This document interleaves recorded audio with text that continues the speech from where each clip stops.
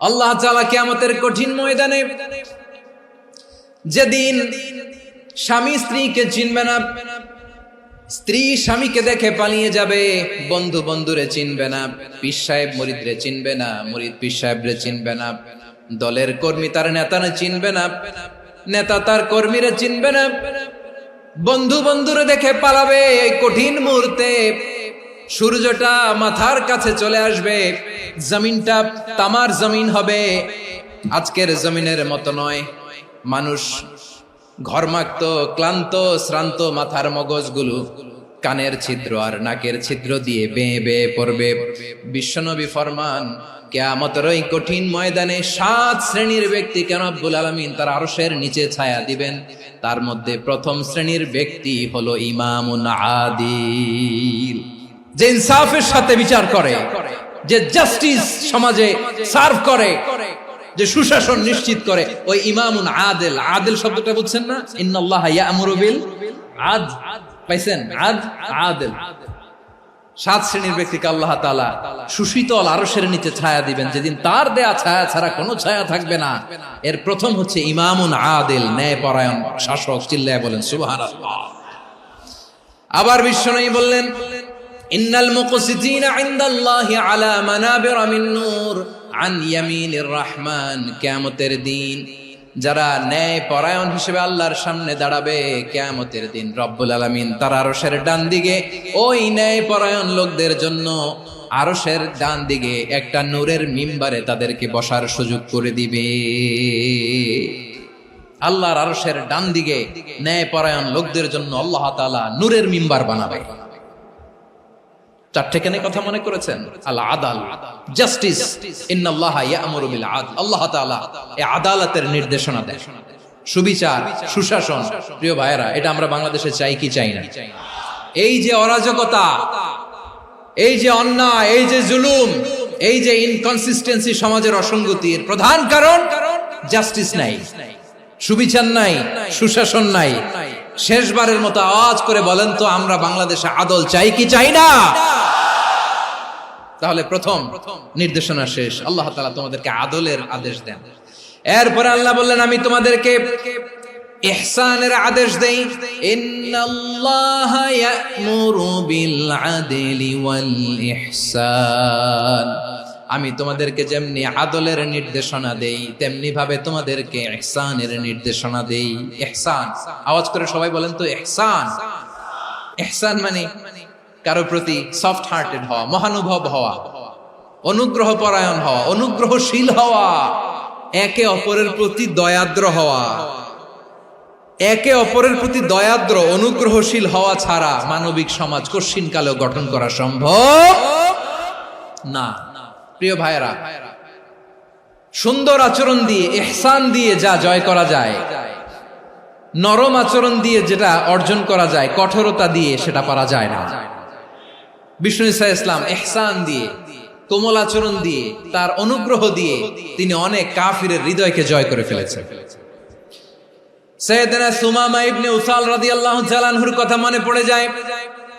তিনি ছিলেন ইয়ামামার বাদশা। মদিনাতে বিশ্বনবীকে হত্যা করার নিয়তে এসেছিলেন। গোপনে গোপনে বিশ্বনবীকে হত্যা করে আবার ইয়ামামাতে তিনি ফিরে যাবেন।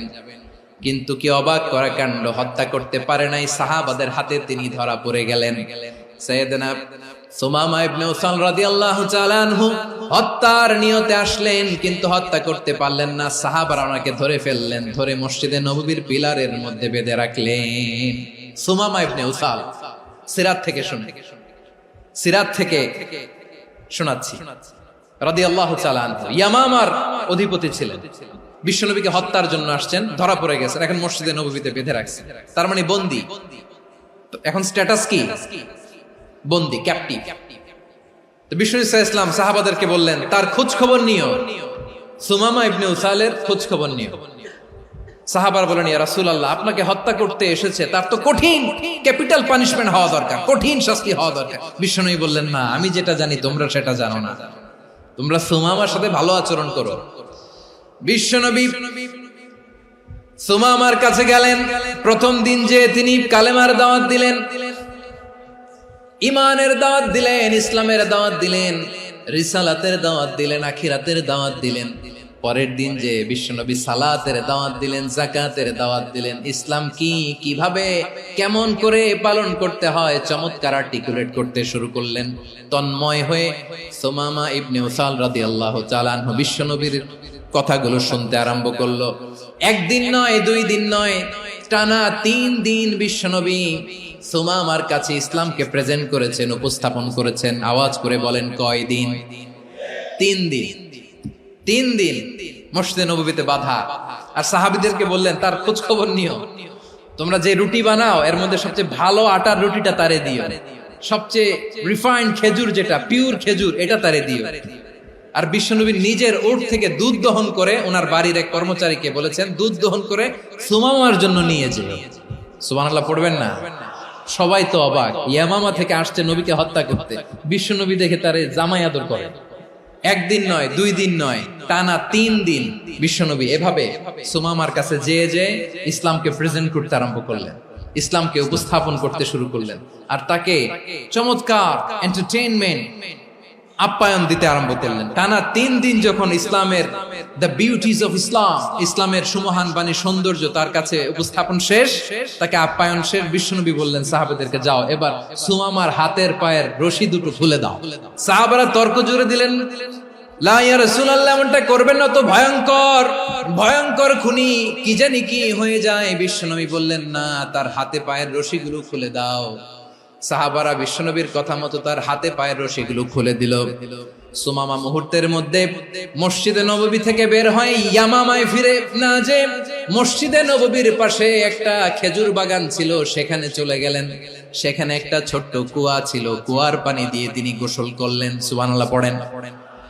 কুয়ার পানি দিয়ে গোসল করে মসজিদে নববীর সামনে এসে বিশ্বনবী এবং সাহাবাদের সামনে দাঁড়িয়ে সাব্বাবা উঁচু করে বললেন, আশহাদু আল্লা ইলাহা ইল্লাল্লাহ ওয়া আশহাদু আন্না মুহাম্মাদান আবদুহু ওয়া রাসূলুহু। আমি সাক্ষ্য দিচ্ছি আল্লাহ ছাড়া কোনো ইলাহ নাই, আর মুহাম্মদ আল্লাহ তাআলার প্রেরিত বান্দা এবং রাসূল। প্রিয় ভাইয়েরা, ইহসান দিয়ে যা জয় করা যায়, কঠোরতা দিয়ে সেটা কঠিনকালেও জয় করা যায় না। আওয়াজ করে বলেন, ঠিক কি না? এবার সুমামা দাঁড়িয়ে বলে, ওগো নবী, আমি তো কালিমা পড়ে মুসলমান হয়ে গেলাম, এবার শোনেন, এই মুহূর্তের আগে আপনার চেহারার চাইতে নিকৃষ্ট কোনো চেহারা আমার কাছে ছিল না, কিন্তু শাহাদা পাঠ করার পরে আপনার চেহারার চাইতে উত্তম শ্রেষ্ঠ কোনো চেহারা আমার কাছে আর নাই। ও নবী, আজকের দিনের আগে ইসলাম ধর্মের চেয়ে নিকৃষ্ট অপছন্দনীয় কোনো ধর্ম আমার কাছে ছিল না, কিন্তু এই মুহূর্ত থেকে ইসলামের চেয়ে সেরা শ্রেষ্ঠ পছন্দনীয় কোনো ধর্ম আমার কাছে নাই। নবী গো, আজকের দিনের আগে মদিনার চাইতে অপছন্দনীয় নিকৃষ্ট কোনো শহর আমার কাছে ছিল না, কিন্তু এই মুহূর্তের পর থেকে মদিনার চাইতে কোনো শ্রেষ্ঠ শহর আমার জানা নাই। সে ছিল গমের বড় ডিলার, গম বেচত। কি বেচত? তার গম কিনে মক্কার লোকেরা রুটি খাইতো। সে ঘোষণা দিল, আজকে থেকে মক্কাবাসীদের জন্য সব গম আমি হারাম করে দিলাম, মক্কাবাসী এখন না খেয়ে মরে। সুবহানাল্লাহ পড়বেন না? মক্কাবাসী বিশ্বনবীর কাছে আসলেন, এসে বললেন, মুহাম্মদ, আমরা তো তোমার ভাই, তোমার চাচা, তোমার ভাতিজা, তোমার আত্মীয়, তুমি সুমামারে বলো সে যেন আবার গমের সাপ্লাই মক্কার জন্য অনুমতি দিয়ে দেয়। বিশ্বনবীর অনুমতি ক্রমে সুমামা আবার মক্কাতে গম পাঠাতে শুরু করলো। পড়েন সুবহানাল্লাহ। ইহসান, ইহসান দিয়ে আপনি যেটা জয় করতে পারবেন, you can win the heart of your enemies. ইহসান দিয়ে আপনি আপনার শত্রুর হৃদয়কে জয় করতে পারবেন। এজন্য আল্লাহ বললেন, ওয়া আনফিকু ফি সাবিলিল্লাহি ওয়া লা তুলকু বিআইদিকুম ইলাত তাহলুকা ওয়া আহসিনু ইন্নাল্লাহা ইউহিব্বুল মুহসিনিন। তোমরা আল্লাহর রাস্তায় দান করবে আর নিজেরা নিজেদেরকে ধ্বংসের হাতে ঠেলে দিও না। তোমরা একে অপরের প্রতি ইহসান করবে, কারণ ইহসানকারীদেরকে আল্লাহ বড় ভালোবাসেন। সুবহানাল্লাহ পড়েন। আবার সূরা রহমানে আল্লাহ বললেন, হাল জাযাউল ইহসানি ইল্লাল ইহসান ফাবিআইয়ি আলা, সবাই পড়েন, ফাবিআইয়ি আলাই রাব্বিকুমা তুকাযযিবান। ইহসানের প্রতিদান হিসেবে ইহসানি হয়। বিশ্বনবী সুমামার প্রতি যেমন ইহসান করেছেন, সুমামাও ঠিক তেমন ইহসান ফিরিয়ে দিয়েছে। ঠিক কিনা বলেন? তাহলে এক নম্বরে হচ্ছে আদ, ন্যায় বিচার। দুই নম্বরে সবাই বলেন ইহসান, সদাচরণ। ইহসান দুই ধরনের প্রিয় ভাইরা, ইহসান ফিল ইবাদা, ইহসান ফিল মুআমালা। ইহসান ফিল ইবাদা হচ্ছে একাগ্র অনুভবে ইবাদতে ডুব দেওয়া, এর নাম ইবাদতের ইহসান। সুবহানাল্লাহ পড়ুন। বিশ্বনবী বলেন ইহসান মানে কি জানো নাকি? হাদিসে জিবরিলে সাইয়েদনা জিবরিল আলাইহিস সালাম বিশ্বনবীকে বললেন আখবিরনি আনিল ইহসান। নবী আমাদেরকে বলেন ইহসান মানে কি? বিশ্বনবী বললেন আনতা আবুদাল্লাহা কাআন্নাকা তারাহু ফাইন লাম তাকুন তারাহু ফাইন্নাহু ইয়ারাক। ইহসান মানে হলো এমন ভাবে তুমি আল্লাহর সামনে নিজেকে উজাড় করে ইবাদত করবে, তুমি ভাববে তুমি আল্লাহকে দেখতে পাচ্ছ। আর এটা যদি ভাবা তোমার জন্য কঠিন হয়ে যায়, অন্তত এতটুকু তুমি ভাববা যে আল্লাহ তোমাকে দেখতে পাচ্ছেন। ঠিক কিনা বলেন? ও আমার বীর চট্টলার ভাইয়েরা, কেউ যেটা দেখে না সেটা দেখে কে? এই বিশ্বাস হৃদয়ের মধ্যে আছে? নামাজে যখন দাঁড়ান এই ফিলিংসটা আনা যাবে? এসা পর্যন্ত যে আমরা হায়াত পাবো কোনো গ্যারান্টি আছে? সবাই আওয়াজ করে বলেন গ্যারান্টি আছে? গ্যারান্টি নাই। এজন্য বিষ্ণু ইসলাম বলেছে এমন ভাবে নামাজে দাঁড়াও, ইবাদত করো, মনে করো হতে পারে এটাই আমার জীবনের শেষ নামাজ। পারফর্ম দ্য সালাহ as if this is your last and final prayer. এমন ভাবে সালাতে দাঁড়াও, ভাবো হতে পারে এটাই তোমার জীবনের শেষ নামাজ। এমন ভাবে নামাজে দাঁড়াও, ভাবো এটাই শেষ নামাজ। তাহলে নামাজে একাগ্রতা বাড়ায় দিবে কে? ফলে ইবাদতের ইহসান আমাদের অর্জিত হবে। আর মুআমালাতে ইহসান হলো, বিশ্বনবী বলেন ইন্নাল্লাহা তাবারাকা ওয়া তাআলা কাতাবাল ইহসানা আলা কুল্লি শাই ফাইযা কাতালতুম ফাআহসিনুল কিতলা ওয়া ইযা যাবাহতুম ফাআহসিনুয যাবহা ওয়ালিয়ুহিদ্দা আহাদুকুম শাফরাতাহু ওয়ালিয়ুরিহ যাবিহাতাহু। ইহসান দুই ধরনের, আওয়াজ করে বলতে হবে কয় ধরনের? একটা হচ্ছে ইহসান ফিল ইবাদা, ইবাদতে ইহসান। ইবাদতে ইহসান কি? একাগ্র অনুভব দিয়ে ইবাদত করা, মন প্রাণ দিয়ে ইবাদত করা। আর মুআমালাতে ইহসান কি?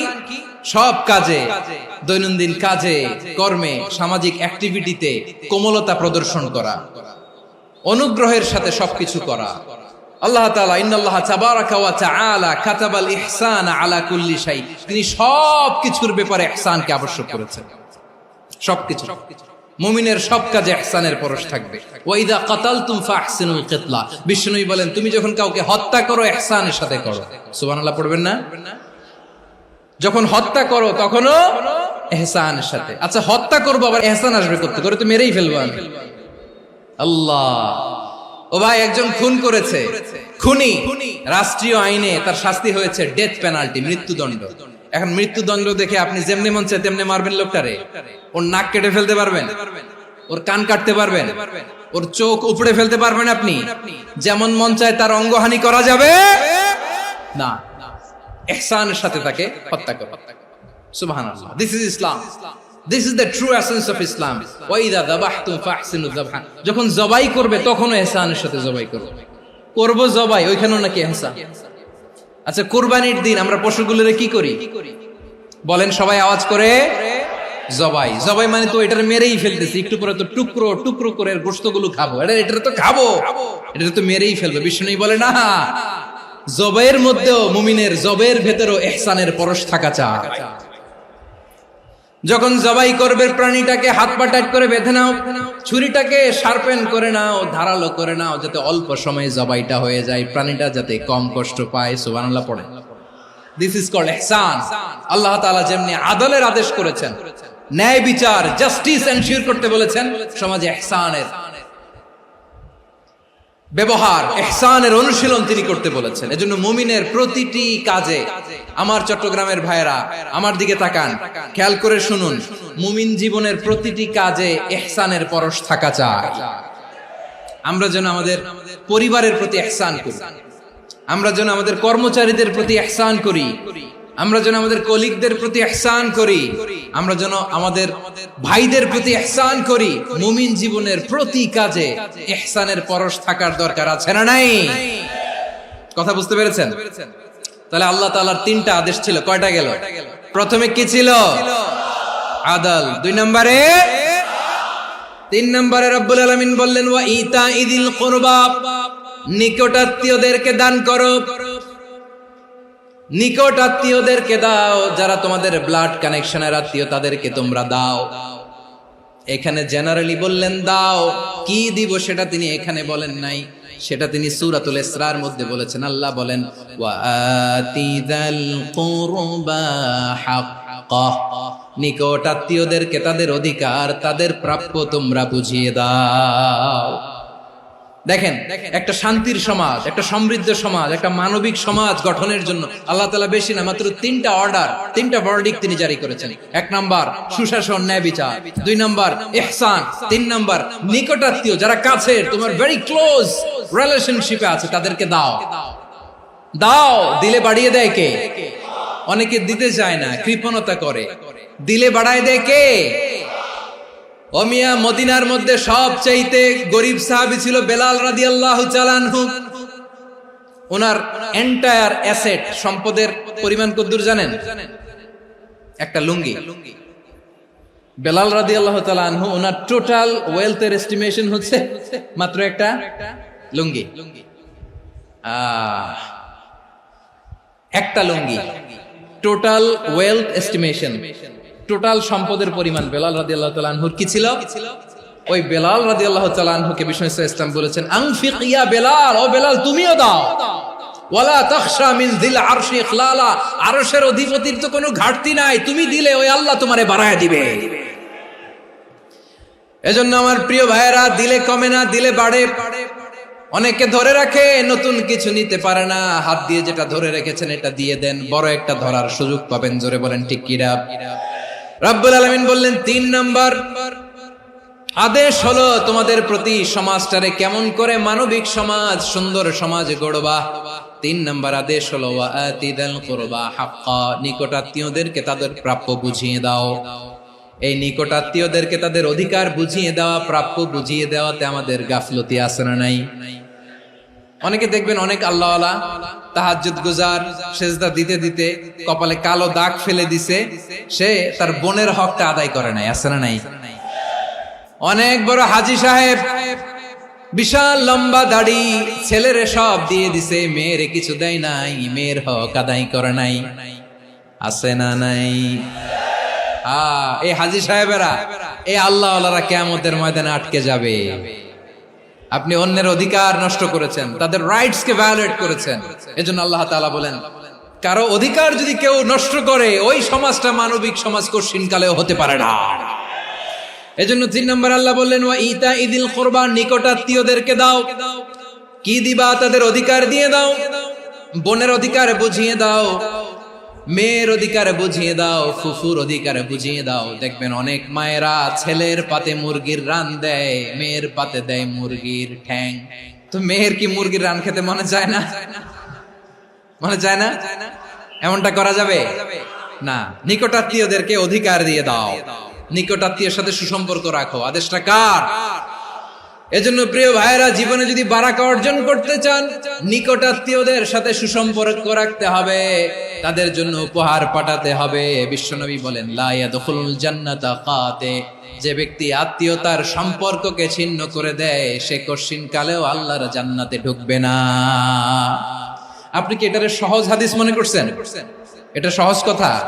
আপনি ভাবছেন আপনার নামাজ আপনারে বাঁচাতে পারবে, আপনার রোজা বাঁচাতে পারবে, আপনার তাহাজ্জুদ আপনারে বাঁচাতে পারবে? অধিকার নষ্ট করলে কিছুই আপনারে বাঁচাতে পারবে না। এজন্য নিকট আত্মীয়দেরকে দিতে হবে বেশি বেশি। বিশ্বনবী বলেন ইন্না সাদাকাতা আলাল মিসকিনি সাদাকা ওয়া আলা যির রাহিমি ইসনাতান সাদাকাতুন ওয়া সিলা। মিসকিন রে দান করলে শুধু দানের সওয়াব হয়, নিকট আত্মীয়কে দান করলে দুইটার সওয়াব হয়, সাদাকার সওয়াব হয়, আবার আত্মীয়তার বন্ধন অটুট রাখার সওয়াব হয়ে যায়। আবার বিশ্বনবী বললেন মান সাররাহু আইয়ুবসাতা লাহু ফি রিজকিহি ওয়া ইনসালাহু ফি আসারিহি ফালইয়াসিল রাহিমা। যে ব্যক্তি তার রিজিকের প্রশস্ততা চায় আর হায়াতে বরকত চায়, সে যেন তার আত্মীয়ের সাথে সুসম্পর্ক রাখে। আমার প্রিয় চট্টলার ভাইয়েরা, আমাদের রিজিক বাড়ুক, এটা আমরা চাই কি চাই না? সবাই চান? হ্যাঁ, আমাদের রিজিকে প্রশস্ততা আসুক, চাই কি চাই না? আমাদের হায়াতে বরকত আসুক, আমরা চাই কি চাই না? এই দুইটা যদি চান তাহলে নিকটাত্মীয়দের সাথে সুসম্পর্ক রাখবেন। পারবেন? তাহলে সমাজটারে মানবিক সমাজ বানায় দিবে কে? তিনটা আদেশ চলে গেল। 1 নম্বরে কি ছিল? 2 নম্বরে, 3 নম্বরে নিকটাত্মীয়দেরকে দান। আল্লাহ তাআলা তিনটা জিনিসের যেমনি আদেশ করেছেন, অনুরূপ ভাবে তিনটা বিষয় তিনি বারণ করেছেন, নিষেধ করেছেন। ওগুলোর কাছেও যাওয়া যাবে। রাব্বুল আলামিন বলেন, ওয়ায়ানহা আনিল ফাহশাই ওয়াল মুনকারি ওয়াল বাগি। আমি যেমনি তিনটি বিষয়ে আদেশ করলাম, অনুরূপ ভাবে তিনটি বিষয়ে বারণ করলাম, নিষেধ করলাম। আমার 1 নাম্বার নিষেধাজ্ঞা হলো অশ্লীলতার প্রতি। ফাহশা, ওয়ায়ানহা আনিল ফাহশা, আল্লাহ তাআলা অশ্লীলতাকে নিষেধ করেছেন। কোন জিনিসকে? সবাই বলুন, কোন জিনিসকে? যত ধরনের, যত টাইপের, যত ক্যাটাগরির অশ্লীলতা হতে পারে সব অশ্লীলতাকে হারাম করেছেন কে? ফাহশা মানে কি? কথায়, কাজে, আচরণে, কমেন্ট, ফেসবুকের কমেন্টসে যত ধরনের নোংরামো আছে, যত ধরনের অশ্লীলতা আছে, এটাকে আরবিতে বলে ফাহশা। রাব্বুল আলামিন বলেন, কুল ইন্নামা حرم ربي الفواحش ما ظهر منها وما بطن।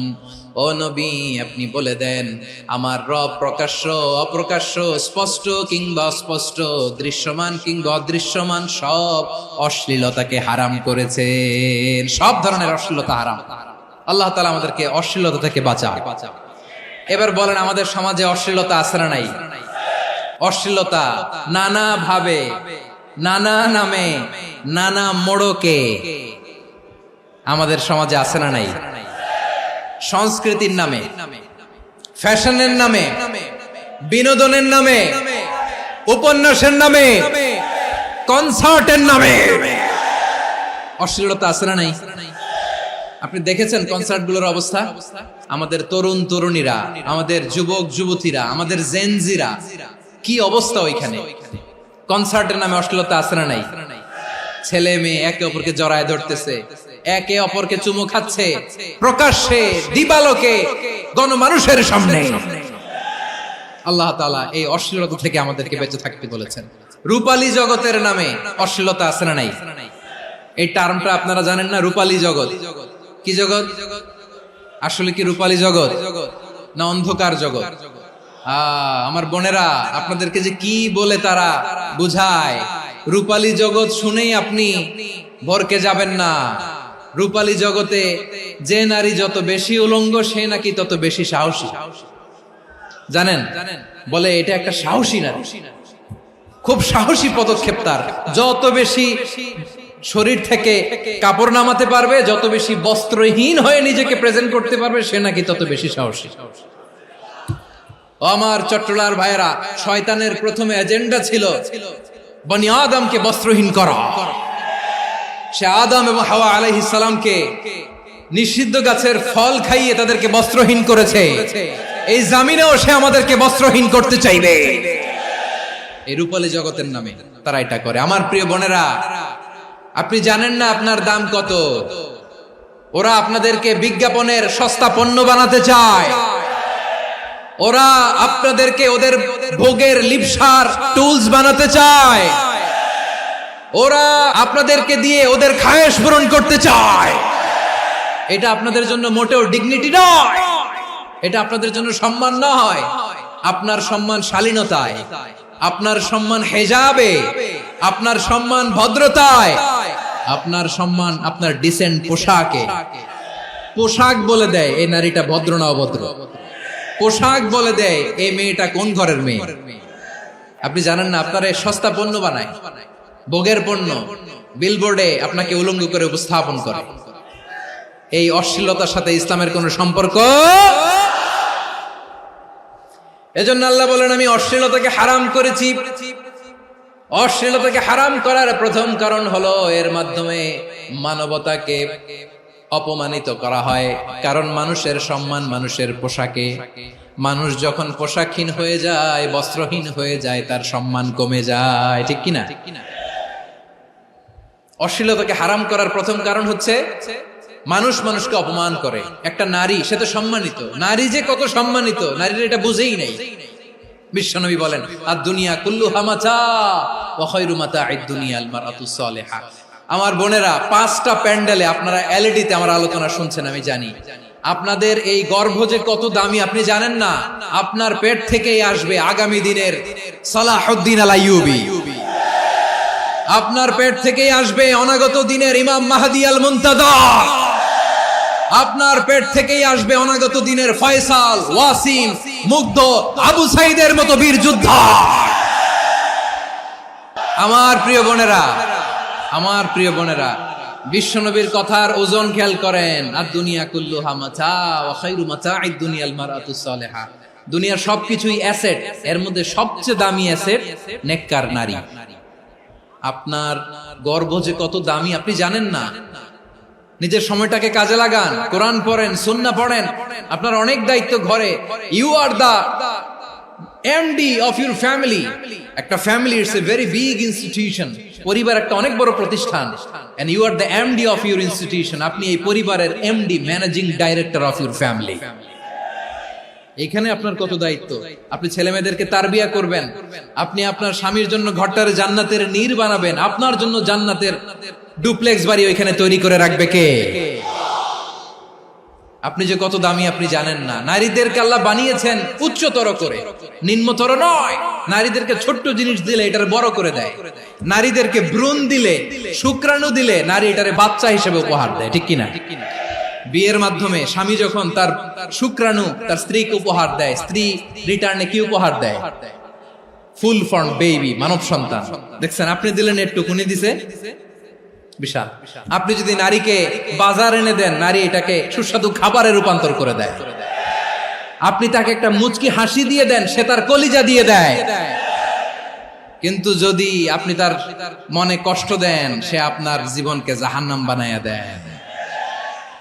নারীর মন বুঝতে পারলে নেয়ামত, বুঝতে না পারলে কিয়ামত। আমার প্রিয় বোনেরা, আপনি যে কত দামি আপনি জানেন না। অনেক দামি আপনি। আপনাদেরকে যেন ভোগের সস্তা পণ্য বানাতে না পারে, আপনাদেরকে সচেতন থাকতে হবে। তাহলে কেন আল্লাহ তাআলা এই ফাহশা, অশ্লীলতাকে হারাম করলেন? 1 নাম্বার, এতে হিউম্যান ডিগনিটি কমে। 2 নাম্বার, এতে মানুষের অধিকার নষ্ট হয়। আপনি বিয়ে করেছেন, এরে পরকিয়া করেন, ওর সাথে এরকম আছে না নাই? স্ত্রীর অধিকার নষ্ট করেছেন। আপনি বিবাহ সম্পর্কে আবদ্ধ হয়েছেন তার সাথে, আপনি পরকিয়া করেন ওই ছেলের সাথে, আপনি আপনার হাজবেন্ডের সাথে বিট্রে করেছেন।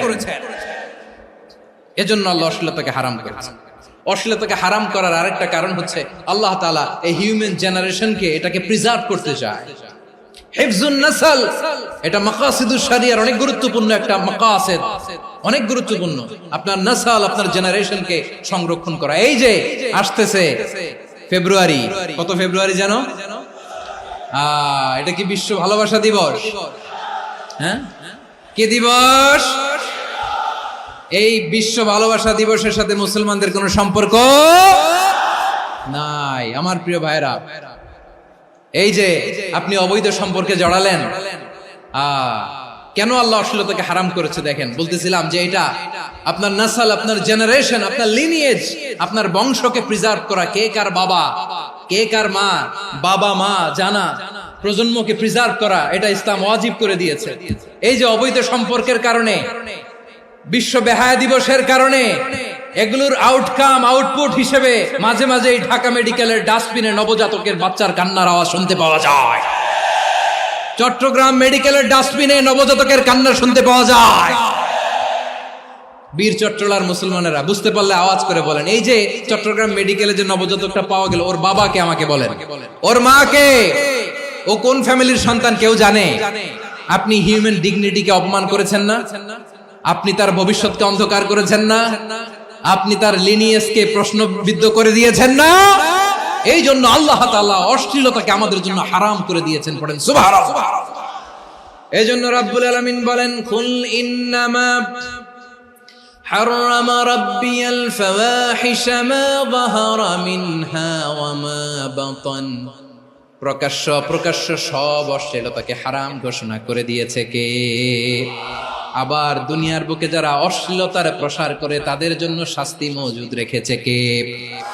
রব্বুল আলামিন বলেন ইন্নাল্লাযীনা ইউহিব্বুনা আন তাশিআল ফাহিশাতু ফিল্লাযীনা আমানু লাহুম আযাবুন আলীমুন ফিদ দুনিয়া ওয়াল আখিরাতি ওয়াল্লাহু ইয়ালামু ওয়া আনতুম লা তা'লামুন।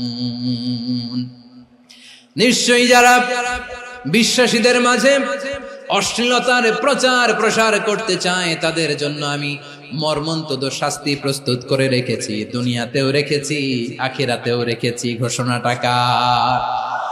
যারাই নাটকের নামে, সিনেমার নামে, রূপালী জগতের নামে, মুভির নামে, ওটিটি প্ল্যাটফর্মের নামে আমার সমাজে অশ্লীলতা ছড়াতে চায় তাদের জন্য কঠিন মর্মন্তুদ শাস্তি